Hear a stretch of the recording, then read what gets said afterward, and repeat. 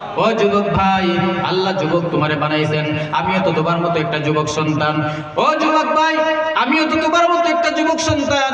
তোমার মতো যদি আমি প্যান্ট শার্ট টাই লাগাইয়া রাস্তাঘাটে মোবাইল ইন্টারনেটের মাধ্যমে সময়টা যদি নষ্ট করতাম, আমাকে কেউ আমাকে বাধা দিত না, কেউ আমাকে বাধা দিত না, কেউ আমাকে মন্দ গালিগালাজও করতো না। আমি যদি পারতাম তোমাদের মতো গুনাহের কাজে লিপ্ত হতে পারতাম, আমি ইচ্ছা করলে তোমাদের মতো গান শুনতে পারতাম। ও যুবক ভাই, আমি যদি ইচ্ছা করতাম কানের মধ্যে হেডফোন লাগাইয়া রাত্রে বেলা বিছানার মধ্যে ঘুমাইয়া যাইতাম। আমি যদি ইচ্ছা করতাম দুনিয়ার জমিনে অন্যায় পাপাজার কাজের সঙ্গে জড়িত হতে পারতাম। আমি যদি ইচ্ছা করতাম শরাবের বোতল হাতে নিয়ে রাস্তায় রাস্তায় ঘুরতাম, দুনিয়ার কোনো মানুষ আমাকে বাধা দিত না। কথা বলেন ঠিক কিনা? কিন্তু কেন আমি শরাবের বোতলে হাত লাগাই না? কেন আমি মিথ্যা কথা বলি না? কেন জবানটা দিয়ে আমি কোনো গালিগালাজ দিই না? কেন দুনিয়ার জমিন অন্যায় পাপাচার কাজে লিপ্ত হই না? কেন আল্লাহর হুকুম নবীজির তরিকা সারি না? কেন নবীজির সুন্নতকে আমি সারি না? একমাত্র জাহান্নামের ভয়, কবরের ভয় সহ্য করা যাবে না রে মুসলমান। কবরের আযাব এত বড় কঠিন, ওই বেনামাজির কবরে আল্লাহ পাক রব্বুল আলামিন একটা নয়, দুইটা নয়, তিনটা নয়, বেনামাজির কবরে ও মুসলমান আমার আল্লাহ পাক রব্বুল আলামিন একটা নয়, দুইটা নয় রে মুসলমান, 70টা সাপ বেনামাজির কবরের মধ্যে দিবে। ওই বেনামাজির কবরে বড় আযাব, ওই জাহান্নামের আগুন সহ্য করা যাবে না। নবীর হাদিস পড়লাম, আল্লাহ পাক রব্বুল আলামিনের কালাম পড়লাম মাদ্রাসার মধ্যে, একটা কথাও মিথ্যা না। দেখলাম জাহান্নামের আগুন সহ্য করার ক্ষমতা কোনো মানুষের গায়ে নাই। এই জন্য দুনিয়ার জমিনে নামাজ ছাড়ি না, টুপি ছাড়ি না, পাঞ্জাবি ছাড়ি না, কোনো মানুষকে গালিগালাজ করি না, জবানটা দিয়ে হারাম পান করি না, জবানটা দিয়ে মিথ্যা কথা বলি না, জবানটা দিয়ে অন্যায় কাজে জবানটাকে ব্যবহার করি না রে বাবা।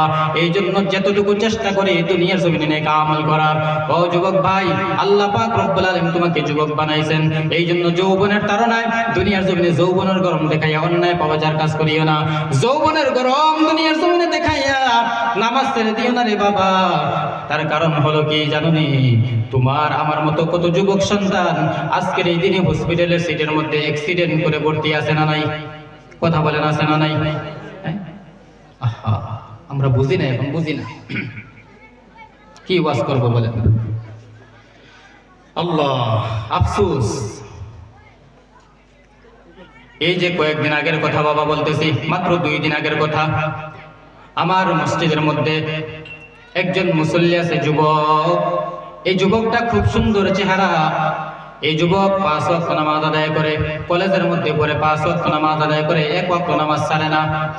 যেখানে থাকুক না কেন 1 ওয়াক্ত নামাজ ছাড়ে না যুবক। 5 ওয়াক্ত নামাজ সময় মতো এই মসজিদে গিয়ে আদায় করে। আর যদি কোনো সময় যদি নামাজ যদি কাজা হয়ে যায়, ওই কাজা নামাজটা ঘরের মধ্যেই আদায় করে। ওই যুবক সন্তান ওলামায়ে কেরামদের সঙ্গে খুব মহব্বত নিয়ে দুনিয়ার জমিনে চলাফেরা করে। ওই যুবক সন্তান দুনিয়ার জমিনে চলাফেরা করতেছে। গত পরশুদিন ওই যুবক সন্তান আগরতলা থেকে পরীক্ষা দিয়ে আসতেছে, তার কলেজের মধ্যে পরীক্ষা ছিল। পরীক্ষা দিয়ে আসার পথে রাস্তার মাথা, আপনারা নাম শুনেছেন, রাস্তার মাথা একটা গাড়ি তাকে বাড়ি দিয়ে অ্যাক্সিডেন্ট করে এখন বর্তমানে চেন্নাই হসপিটালে আছে। কোথায় আছে? আপনার আমার সময়টা এমন হতে পারতো কিনা? আলহামদুলিল্লাহ বলেন, আলহামদুলিল্লাহ। আল্লাহ পাক রব্বুল আলামিন কখন কার মৃত্যু পাঠায় দেয় বলা সম্ভব না রে বাবা। এই জন্য মুসলমান ইমানদার, এখনো সময় আছে, আল্লাহ পাক রব্বুল আলামিনকে ভয় করো। এখনো সময় আছে, মসজিদের রাস্তাটা চিনিয়ে নাও। এখনো সময় আছে, মদটা ছেড়ে দাও। এখনো সময় আছে, শরাব পান করা ছেড়ে দাও।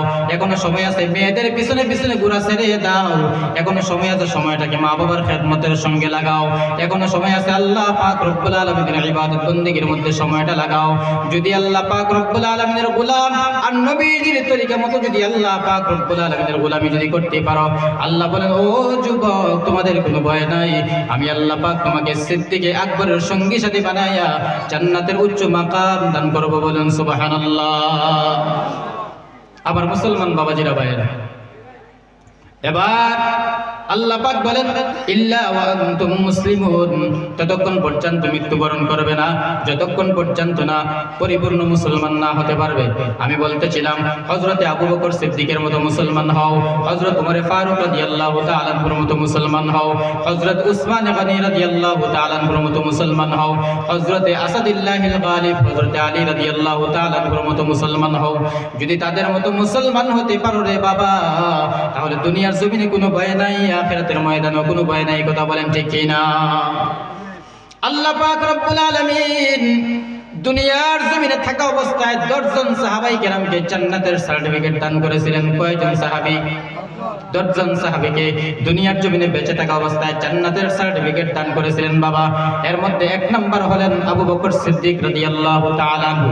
ওই আবু বকর সিদ্দিক জান্নাতের টিকিট হাতে নিয়ে নাক ডাকায় ঘুমায় না। ওই আবু বকর সিদ্দিক রাদিয়াল্লাহু তাআলা আনহু জান্নাতের টিকিট হাতের মধ্যে পাওয়ার পরও ভয়, কবরের ভয়, অন্ধকার কবরের ভয় কিন্তু আবু বকর সিদ্দিক রাদিয়াল্লাহু তাআলা আনহুর মাথা থেকে যায় না। আবু বকর সিদ্দিক রাদিয়াল্লাহু তাআলা আনহু রাতের গভীরে তাহাজ্জুদের নামাজের বিছানায় দাঁড়াইয়া আল্লাহ পাক রব্বুল আলামিনের দরবারে চোখের পানি ছেড়ে ছেড়ে কান্না করে, হাত তুলে চোখের পানি ছেড়ে ছেড়ে কান্না করে, ও দয়ার মালিক, অন্ধকার কবরে আমি আবু বকরের কি অবস্থা হবে কিয়ামতের কঠিন মুসিবতের ময়দানে? যেই দিন মা তার সন্তানকে চিনবে না, যেই দিন বাবা তার সন্তানকে চিনবে না, যেই দিন আপন দাদা দাদি তার নাতিকে চিনবে না, ওই দিন আবার কি হবে রে মালিক? ওই দিন আবার কি হবে?